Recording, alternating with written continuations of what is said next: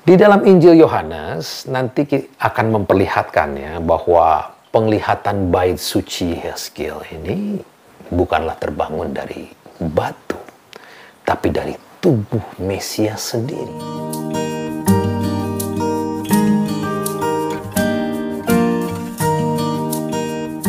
Shalom, sekarang kita sudah masuk episode yang ke-35. Masih di dalam masa pembuangan, dan kali ini kita akan berkenalan dengan Nabi Yeskiel. Nanti episode ini kita akan tutup kembali dengan Yeremia yang menceritakan komunitas Yahudi yang masih tinggal di Yerusalem. Yeskiel itu seperti Daniel adalah seorang pengungsi atau yang dibuang di Babel. Ia dibawa ke Babel bersama dengan Raja Yehuda yang masih muda, yaitu Yoyakin. Yeskiel 1 ayat 2 dan 2 Raja-Raja 24 ayat 12 sampai 16. Ini terjadi kapan? Yaitu saat pembuangan utama yang kedua, sekitar tahun 597 sebelum Masehi. Walaupun kita tidak bisa memastikan ya atau yakin bahwa Yeskiel itu pernah bertemu dengan Daniel, namun ia jelas mengenal reputasi Daniel. Karena ia menyebutnya 3 kali di dalam nubuatnya, yaitu di Yeskiel 14 ayat 14 dan 20 dan 28 ayat 3. Yeskiel adalah berasal dari keluarga imam dan ia menikah dan tinggal di rumah sendiri, sehingga memungkinkan bahwa ia mempunyai ruang yang cukup di dalam melayani sesamanya di masa pembuangan. Di masa Yeskiel, Nebukadnezar itu menghancurkan Yerusalem bersama bait suci. Sebagai imam, ia mempelopori walaupun tidak berada di bait suci, bait suci sudah dihancurkan, ia tetap ingin mencoba bagaimana menghadirkan Allah di tengah-tengah umat. Ia diberi julukan anak manusia oleh Tuhan. Yeskiel diberi tugas yang sulit untuk mengatakan bahwa kepada rekannya sebangsanya itu bahwa mereka itu jangan berharap banyak bahwa Yehuda itu akan menang atas Babel. Ini padahal suatu yang sangat didambakan oleh banyak orang. Sampai akhirnya Yerusalem dan bait suci jatuh ya di tahun 587 sebelum Masehi. Yeskiel dipanggil untuk mewujudkan pesan nubuat dengan aksi yang dramatis. Ia membuat model miniatur ya, lambang pengepungan kota Yerusalem dan berbaring di sampingnya selama total itu ada 430 hari. Ini menandakan apa? Menandakan penghakiman Tuhan akan kota itu. Ia juga diminta untuk mencukur kepala dan janggutnya ya, dengan pedang sebagai tanda apa? Memalukan yang akan menimpa Yehuda dan penduduknya. Seperti rambutnya, sebagian akan terbakar oleh api, ditusuk pedang, dan lainnya itu berserakan. Salah satu kutukan pedas Yeskiel itu ditujukan kepada para gembala Israel yang tidak disukai Tuhan karena mereka hanya memberi makan untuk mereka sendiri, bukannya untuk domba-domba Allah, dan membiarkan domba itu menjadi mangsa binatang buas. Seperti Yeremia, Yeskiel memang ya banyak bernubuat tentang petaka. Bahkan dengan pesan-pesan seperti di atas tadi adalah keliru jika menilai pelayanan Yeskiel itu sebagai malapetaka belaka. Kepadanya ia diberikan penglihatan akan tahta Tuhan di mana ia melihat melayang-layang di atas sungai Kedar, di mana ia berdiri ya, baca Yeskiel 1-3. Ini merupakan harapan yang dahsyat karena memperlihatkan kepada Yeskiel dan rakyat secara keseluruhan yang terbuang itu bahwa kehadiran Tuhan itu tidaklah dibatasi oleh bait suci. Ya, faktanya Tuhan itu berada di tengah-tengah, dekat, ya, bahkan sangat dekat di masa kesulitan ini. Kepadanya juga diberi penglihatan akan bait Allah yang baru, yang berdiri di tengah harapan umat untuk hidup, ya, dapat hidup bersama Tuhan di tanah terjanji sekali lagi. Di dalam Injil Yohanes nanti akan memperlihatkannya bahwa penglihatan bait suci Yehezkiel ini bukanlah terbangun dari batu, tapi dari tubuh Mesias sendiri. Ya, faktanya sesungguhnya bahwa ini akan menjadi bait suci yang sejati dan abadi. Dan juga masih senada dengan Yohanes, yaitu di Yohanes 10, Yehezkiel memberi kita itu janji Tuhan bahwa aku sendiri akan menjadi gembala dari domba-dombaku. Aku akan membiarkan mereka berbaring. Aku akan mencari yang hilang, mengembalikan yang tersesat, dan membalut yang terluka. Dan aku akan memberi kekuatan bagi yang sakit dan lemah. Yehezkiel 34 ayat 15 dan 16. Seperti Yeremia, Yehezkiel itu bernubuat bahwa kerajaan Daud akan dipulihkan. Ia mengatakan, aku akan mengadakan perjanjian damai dengan mereka, dan aku akan meniadakan binatang buas dari tanah itu, sehingga mereka dapat diam di padang gurun dengan aman tentram dan dapat tidur di hutan-hutan. Aku akan menjadikan mereka dan semua yang di sekitar gunungku menjadi berkat. Aku akan menurunkan hujan pada waktunya. Itu adalah hujan yang membawa berkat. Yehezkiel 34 ayat 25 dan 26. Apa yang Yeremia sebut sebagai perjanjian baru, Yehezkiel menyebutnya sebagai perjanjian damai atau shalom, ya, di mana tidak ada binatang buas, dapat tidur di hutan-hutan. Ini mengingatkan apa?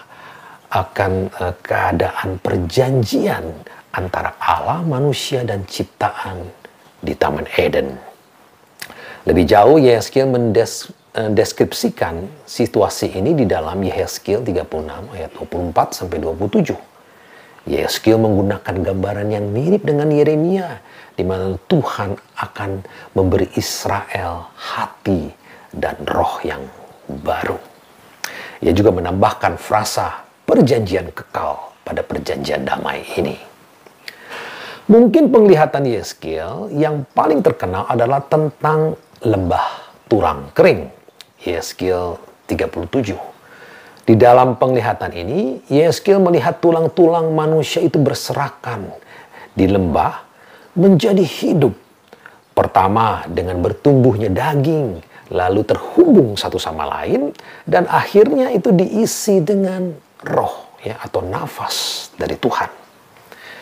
Dulu di tanah terjanji, orang-orang itu menikmati berkat Tuhan, berbagi dengan keluarga dan teman, ya, dapat merayakan pesta perayaan Tuhan, menikmati buah dari kebun anggur, dan juga ternak yang gemuk. Sekarang, setelah diasingkan atau dibuang, mereka mengalami semacam kematian dan menjadi tulang kering. Seperti yang dikatakan di dalam penglihatan itu. Israel meski mati harus bangkit kembali. Kebangkitan tersebut adalah tanda kebangkitan umat Allah dan kembalinya mereka ke tanah terjanji. Karena di dalam pengalaman umat Allah, hanya di tanah itulah mereka betul-betul hidup. Itulah karenanya kitab Mazmur dan pasal-pasal di dalam perjanjian lama menyebut tanah itu tanah orang hidup. Penglihatan Yehezkiel ini berbicara dengan kuat kepada umat Allah yang merindukan tanah leluhur mereka sekali lagi. Kita akan menutup masa pembuangan ini dengan menceritakan komunitas Yahudi di Yerusalem. Yeremia 39 sampai 44. Bagaimana dengan mereka yang tertinggal, ya, tersisa di Yerusalem? Setelah Zedekia itu gagal memberontak kepada Babel, seorang bernama Gedalia ditunjuk sebagai gubernur kota Yehuda oleh Babel, ya, Raja Babel. Gedalia itu memerintah dari sebuah kota kecil di Mispa. Dia itu bukan dari keturunan Daud. Dan kemudian ia dibunuh dengan sengaja oleh keluarga kerajaan, yang juga kemudian memusnahkan para penyintas-penyintas Yahudi lainnya di Mizpah dan juga para penjaga Babel yang bertempat di sana.